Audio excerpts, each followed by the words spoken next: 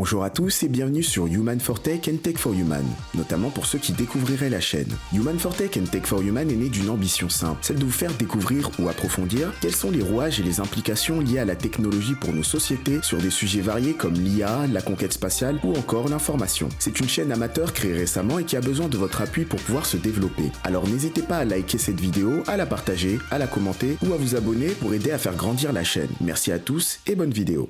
Paris. Il est midi et le soleil est à son apogée en cette journée d'août. Pas de doute, l'été est arrivé et avec lui son écrasante chaleur, son lot de voyageurs et ses travailleurs pressés de rentrer d'une journée qui ne semble plus s'arrêter. Perdu dans la masse, un jeune homme attend patiemment, portable à la main, que son transport le ramène à son domicile pour passer une soirée tranquille. New York, à 5836 km de là, une jeune demoiselle commence elle aussi à se préparer, toujours portable à la main, pour rejoindre les gratte-ciel de la ville qui ne dort jamais. Bien que séparée par un océan et un décalage de 6 heures de temps, ces deux personnes sont connectées grâce à une application qui leur permet de partager leur passion et surtout leur souhait de vouloir enfin se poser. Ce pourrait être le début d'une belle histoire, mais leur relation pourra tout autant se terminer par un coup d'un soir quand ils se rencontreront ou par un simple ghosting après une perte mutuelle du feeling. Cette histoire, c'est celle de toute une génération qui désormais utilise les réseaux et les applications pour faire des rencontres. Qu'elles se nomment Tinder, Mythic, Happen ou encore Bumble, ces applications apparues aux États-Unis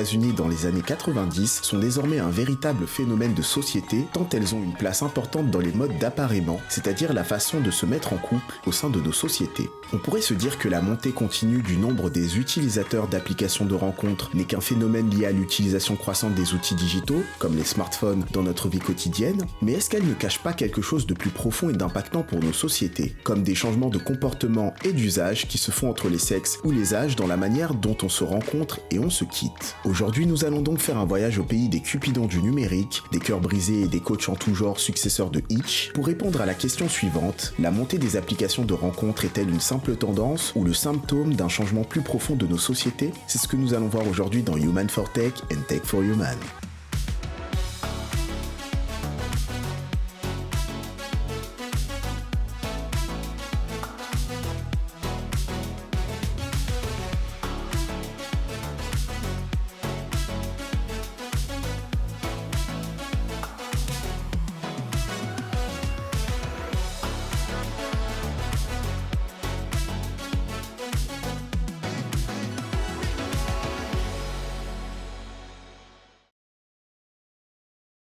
Dans son livre Les nouvelles lois de l'amour, Mary Bergstrom retrace l'histoire des services de rencontre du 19e siècle à nos jours. Les premiers services de rencontre apparaissent ainsi dans un contexte de changement des pratiques matrimoniales, s'inscrivant dans le mouvement d'industrialisation et d'urbanisation que connaissent la plupart des pays occidentaux à partir de la moitié du 19e siècle. Ce mouvement mène les jeunes de l'époque à s'éloigner de leur milieu d'origine dans le cadre de l'exode rural. Ils s'autonomisent, quittent leur village natal et se rendent dans les villes en quête de nouveaux emplois. Ils vont ainsi se couper des cercles qui leur permettaient auparavant de trouver l'âme sœur, tels que l'univers familial ou le voisinage, et un nouvel enjeu va apparaître pour eux, la rencontre du conjoint dans un nouveau cadre. Auparavant, cette rencontre était plus souvent le fait d'intermédiations propres au cercle d'appartenance, mais les jeunes se voient désormais dans l'obligation de renouveler le mode de rencontre de leur futur conjoint. Ainsi, les modes de rencontre du conjoint vont devenir principalement le travail et les bals, en plus du voisinage et du cercle familial. Sur la base de ce constat, les agences matrimoniales se développent avec la mise à disposition de services de rencontre qui vont cibler une classe aisée de jeunes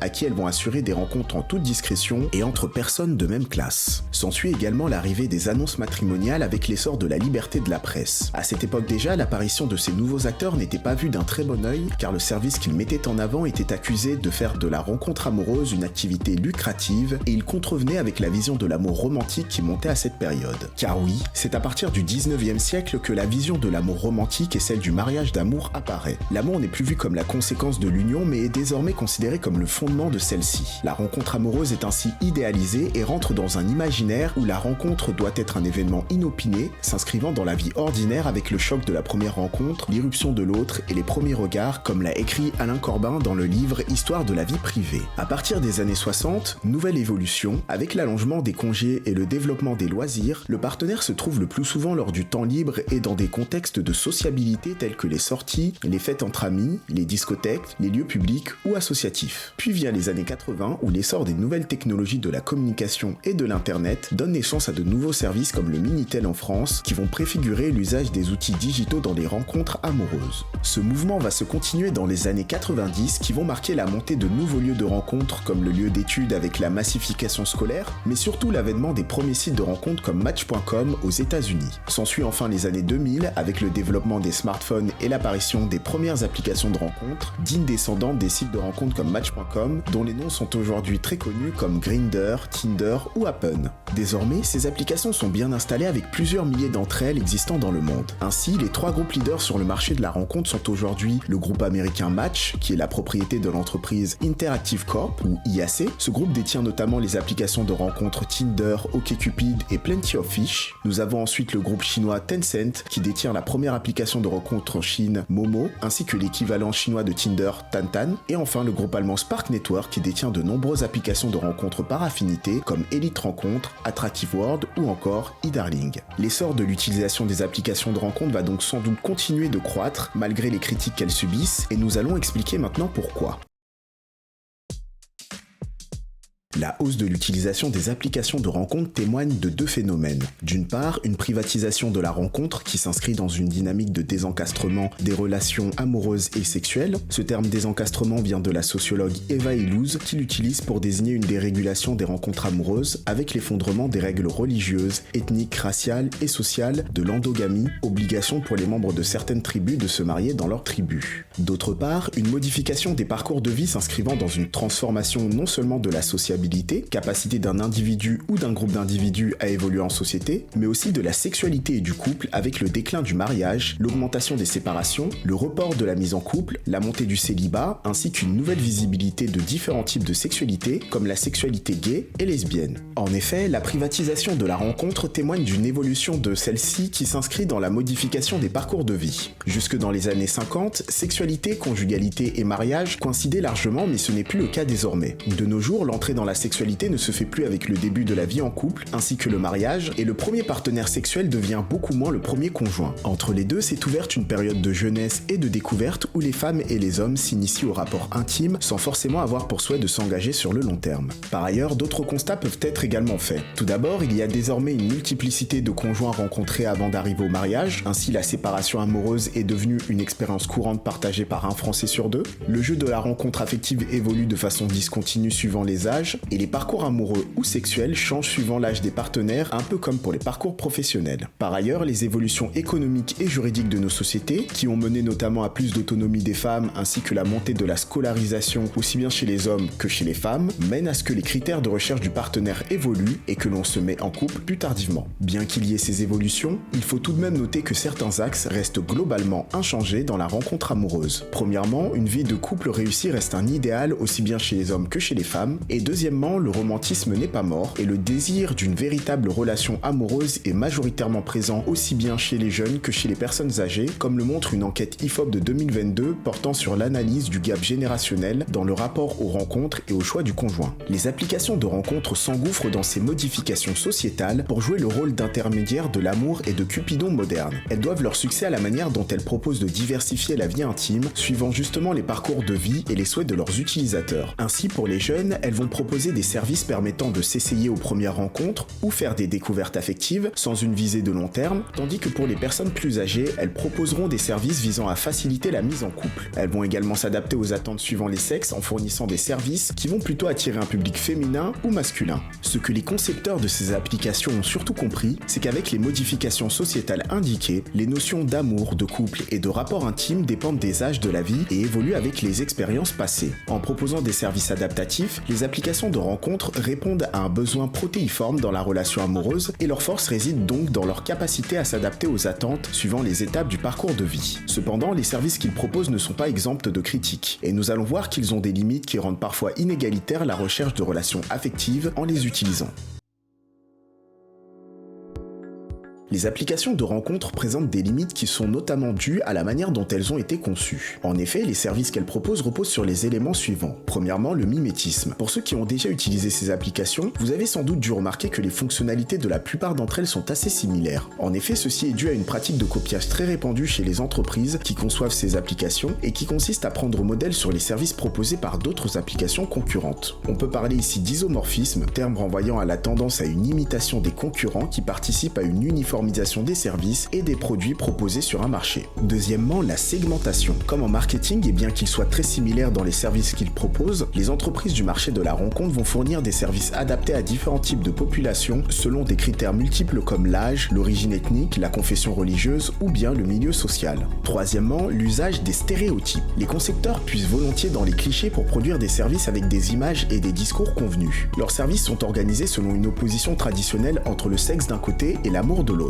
Ils utilisent ainsi des couleurs et une imagerie différentes suivant si leurs services mettent en avant plutôt des coups d'un soir ou des rencontres plus sérieuses. Vous pourrez par exemple remarquer que les applications proposant des plans d'un soir ont des couleurs plus sombres comme le noir, le rouge ou le mauve, avec des figures de tentation comme une pomme ou des diablotins, alors que les applications qui proposent plutôt des rencontres dites sérieuses ont des couleurs avec une tonalité plus sobre, comme le bleu, le blanc ou le rose, ainsi que des images renvoyant à l'amour comme des cœurs ou des flèches. Enfin, l'orientation culturelle. Les concepteurs de ces applications construisent leurs outils en se basant sur la vision des relations amoureuses qui prévaut selon leur culture. Par exemple, la culture américaine pour des applications comme Tinder ou OkCupid. Les services qu'ils proposent ne vont pas répondre de la même manière aux attentes de leurs utilisateurs et vont s'adapter à eux selon différents critères tels que l'âge, le sexe et le milieu social de l'utilisateur. De nombreuses applications vont ainsi être gratuites pour les femmes et payantes pour les hommes, et les fonctionnalités mises à disposition sur une application ne sont pas forcément les mêmes, que l'on soit un homme ou une femme. De plus, comme pour tout marché, les concepteurs ont pour volonté de garder les utilisateurs qui vont mener à ce que ces applications soient le plus utilisées possible, c'est-à-dire les utilisateurs jugés les plus attractifs pour reprendre les termes de certains concepteurs. Ces utilisateurs jugés attractifs vont ainsi attirer les autres utilisateurs en quête de rencontres qui seront prêts à payer pour avoir la possibilité d'échanger avec eux. Vous l'aurez sans doute compris, mais ces utilisateurs attractifs ciblés par les concepteurs sont principalement les femmes, qui vont bénéficier d'un traitement différencié sur ces applications, notamment parce qu'elles sont moins nombreuses à utiliser ces services de rencontres. Selon la Fédération française de dating, il y aurait par exemple 64% d'hommes pour 36% de femmes utilisant Tinder, soit une femme pour 2 hommes sur l'application. Cette tendance est confirmée par l'enquête EPIC de l'INSEE qui montrait déjà en 2013 que sur une population de personnes âgées de 26 à 65 ans, 16% des hommes déclaraient s'être déjà inscrits sur un site de rencontre contre 12% de femmes. Ce constat justifie pour les concepteurs la différence de traitement entre les hommes et les femmes, mais fait naître une inégalité dans les chances d'accès à la rencontre amoureuse en ligne entre les hommes et les femmes. Cette inégalité est également accentuée suivant l'âge ou le milieu social des utilisateurs de ces applications. Ainsi, les jeunes hommes de moins de 25 ans vont avoir moins de chances de rencontrer une partenaire via ces applications que leurs pairs plus âgés, ceci pour des raisons aussi bien financières